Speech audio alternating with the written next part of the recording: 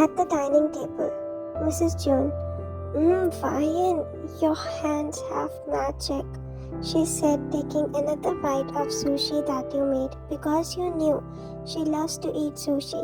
Ryan, it's just that I like cooking. Jimin, you are the best, Ryan, Jimin said, making Jungkook look at him, sending him glares. He himself doesn't know why, but he felt jealous somehow when Jimin complimented you. Jungkook, I'm done, Jungkook said, getting up from his seat. Jungkook, I'm going to the office room, Dad. We need to solve the problem here fast so that I can go back to the Seoul as soon as possible. Mr. Park, wait, Jungkook, I'm coming with you, dear, Mr. Park said, getting up from his seat too. To which Jungkook nodded, waited for him for 2 minutes, and when Mr. Park was completely done, they both went to complete the work in their office room. After the rest of you had your breakfast, both you and Mrs. June were sitting in the backyard. Meanwhile, the puppy was on your lap, snoring peacefully. Mrs. June, baby, I need something important to talk to you, she spoke in a sweet tone. Ryan, what is it, Aunt? You asked confusingly. Mrs. June, Ryan, will you marry Jungkook if we all elders insist? The time she asked you, nearly you got a heart attack. You can literally listen your heartbeat in your ears. Ryan, but Mrs. June, I know this is really big decision of your life, and we will not force you. It's just that even your dad agreed with us, and you know all of us. And if we talk about Jungkook was always abroad when you came to us, and I know you think he is cold and rude, even scary. But believe me, he is really soft inside, and I just want you to give him and yourself a chance.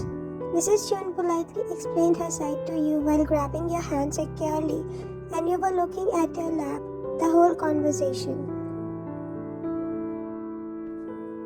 Mrs. June, will you do this? I'm not saying you to straight away marry him directly. I'm just asking you to give him a chance. Will you give it a try? For me, Mrs. June was having hope in her eyes, and your heart melted listening to her, so you gathered your courage and smiled a bit at her. Ryan, if Dad thinks this way, and if he has chosen him for me, then I'm ready.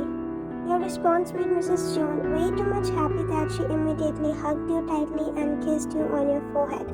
Mrs. June, thank you, Ryan. Thank you so much. Believe me, you won't get disappointed.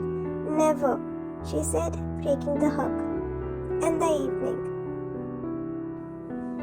You were playing with the puppy in the garden, but you suddenly felt a cold breeze that made you think of the night when Jungkook got you blanket, and the mere memory of it made you blush and you started smiling on your own.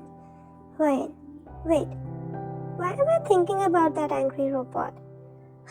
He always acts cold with me, and he never spared a chance to dig holes in my skull with his cage. What the heck is happened to me? You were just talking to yourself while making a pout, but you didn't know that someone was observing you from long back, and so did he heard what you said too. And then a voice from your back made you startled a bit. Jungkook, angry robot, huh? You looked at your back to find him way too close to you, with his arms folded over his chest, him in his office attire but without his coat. Maybe he removed his coat while coming inside the mansion, you thought, and you looked up in his eyes. That made him come more closer to you, that you both can feel each other's breath. Jungkook, if you're done playing, then can you meet Mom? She is calling for you. Ryan, yeah? You were just admiring him, and he noticed that. That made him smirk internally. But when you heard him, you got back to the reality, and then you handed over the puppy to Jungkook. You yourself don't know from where you got the courage to do that. Then you ran from there.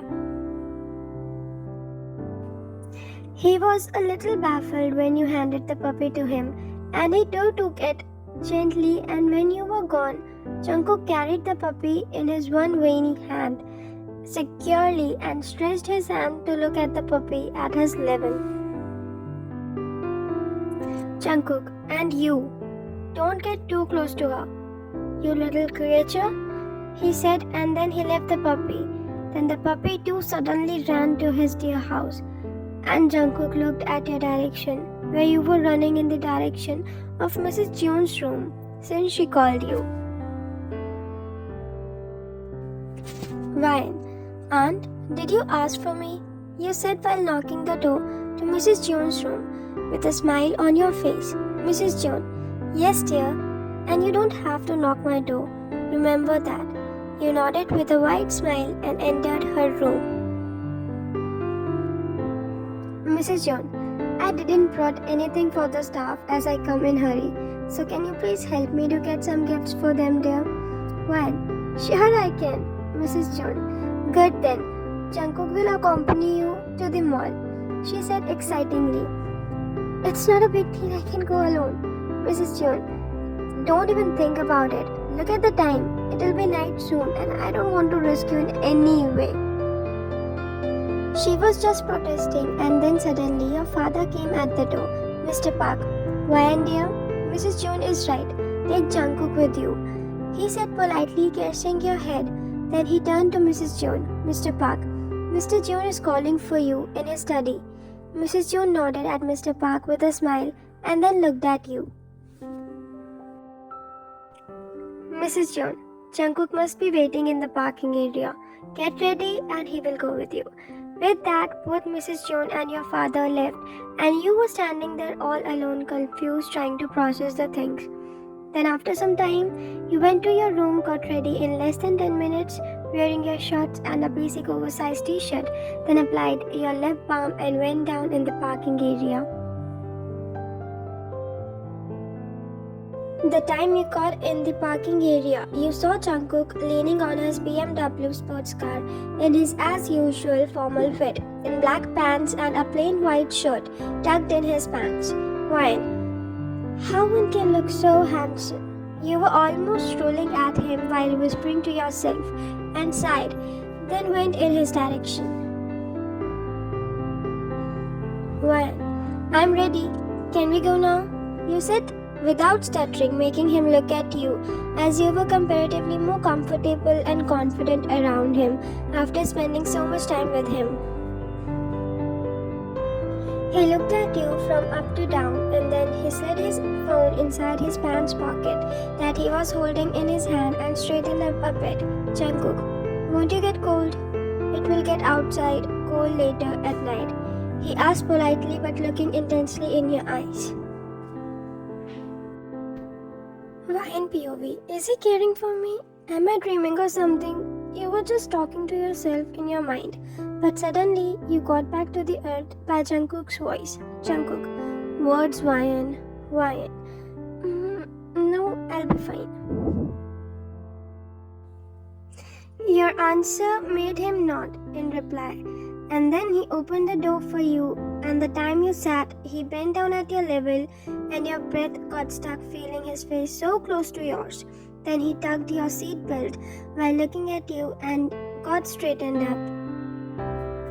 After he closed your side car door, you left your breath, and you blushed, which didn't got unnoticed by Jungkook. As he took the seat beside you to drive, then he started the engine and looked at you before tapping on the gas. Meanwhile, you were a complete blushing mess by now and you were looking out of the window as he was driving so as to hide your tomato cheeks from him. But he noticed each and every action of yours and took glances from you time to time while smirking at you internally. After a good of 15 to 20 minutes of ride, Jungkook stopped the car in front of the mall and got out of his sight. Then in no time, when you was about to open your side's car door, he himself opened the car door for you. He never in his whole life did that for any woman except for Mrs. June. and with his gesture of him for the second time in a day, you were impressed. Jungkook, what? Don't you want to get out of the car? He asked with his eyebrows raised, as he knew you were already observing his behavior from the start. Why? Yeah. You got out of the car and then you both went inside the mall along with the guards. You were almost done shopping for everybody, but your sight suddenly caught a dress. And you stopped on your place looking at that. And then Jungkook even stopped looking at you stopping. Then he followed the direction where your sight was struck. And he asked, Jungkook, get it if you like it. Guards. He called one of the guards to go inside the shop. But you interrupted. Ryan, wait. I don't want it. Let's go. Jungkook, you sure? Jungkook asked you looking at you. Ryan, yeah. Then you started walking and you was about to take a step ahead, but you saw an ice cream booth, so you ran in its direction and Jungkook sighed looking at you. Then he left a chuckle at your childish behavior. Then he too followed you along with the guards and everybody in the mall was looking at you amusingly shocked. Ryan, can I have a Belgian chocolate ice cream please? You asked Jungkook with the hope in your eyes and smilingly. And his heart melted on that innocent smile of yours. So he said further, Jungkook, Ryan, thank you so much. You took the ice cream and started eating it and went out of the mall. The mall was fully covered and the heaters were on in it. So it was normal atmosphere inside the mall. But as soon as you got out from the mall, it was all dark now and the building lights were shining. Meanwhile, cold breeze outside made you shiver out of cold. And that didn't got unnoticed by Jungkook. And he left a sign looking at you, who was shivering because of the cold, but didn't ask for any help just because Jungkook already told you to put on something warm. But you yourself protested over that.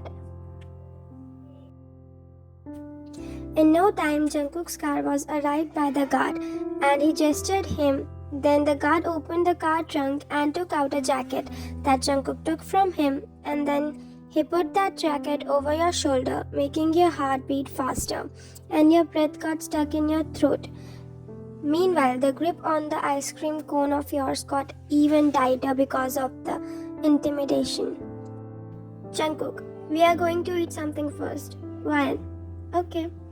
Then two of the guards opened the car doors for both of you and you both got inside the car.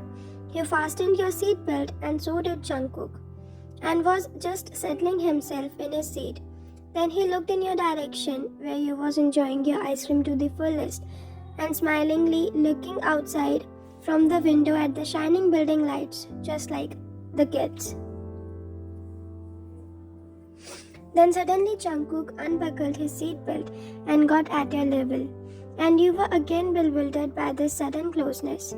Then he got his hand closer to your face and you yourself don't know why, but you closed your eyes and then he smirked and wiped the ice cream that was on your lips with his thumb and tasted that ice cream from his thumb. And then you shoot open your eyes and looked outside from the window shyly.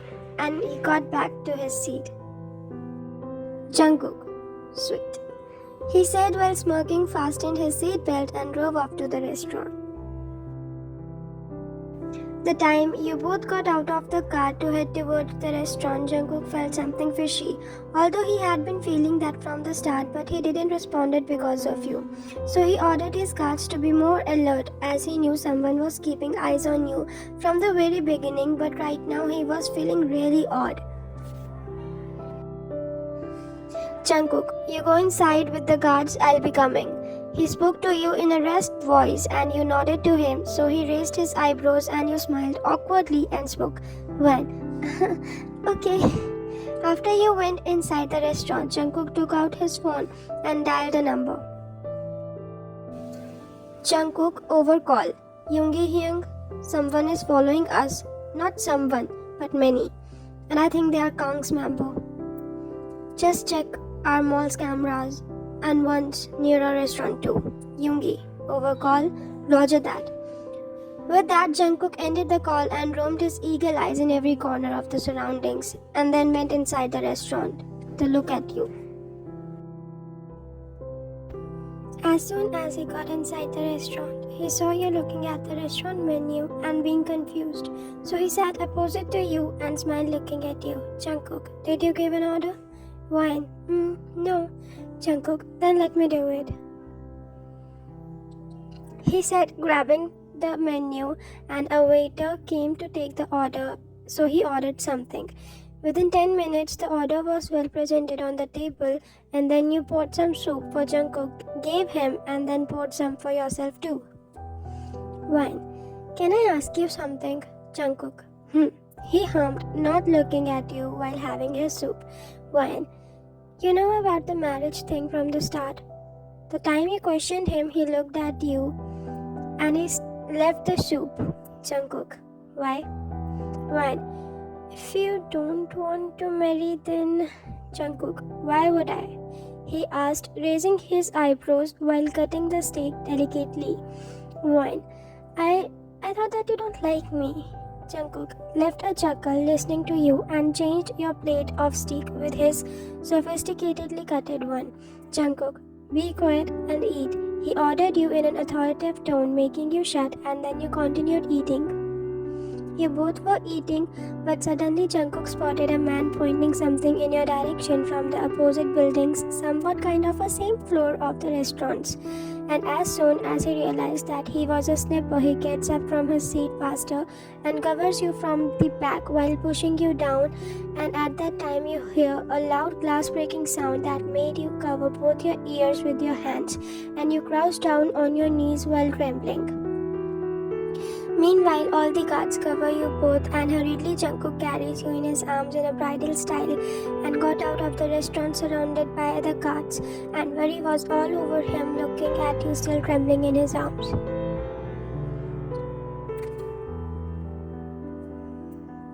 Jungkook, hey, it's okay. I am here. Hey, Ryan. You snuggled more in his embrace, and he made you sit in the car and covered you with his jacket once again and got out of the car to talk to his guards.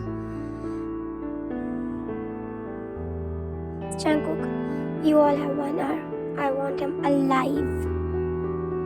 He roared and guards nodded while lowering their heads. Then Jungkook got inside the car and checked you from up to down in case if you got any injury, but he felt relieved after ensuring that you was all fine. But he suddenly felt a push when he felt you hugging him tightly, and he also started caressing your back to calm you down. And after a while he heard some snoring and looked down at you and found you sleeping peacefully snuggled into his chest like a koala bear. Jungkook, no one can harm you. I won't let anyone, he said, caressing your hair and sliding your hair strand behind your ear that was hiding his view of your face from him. To be continued.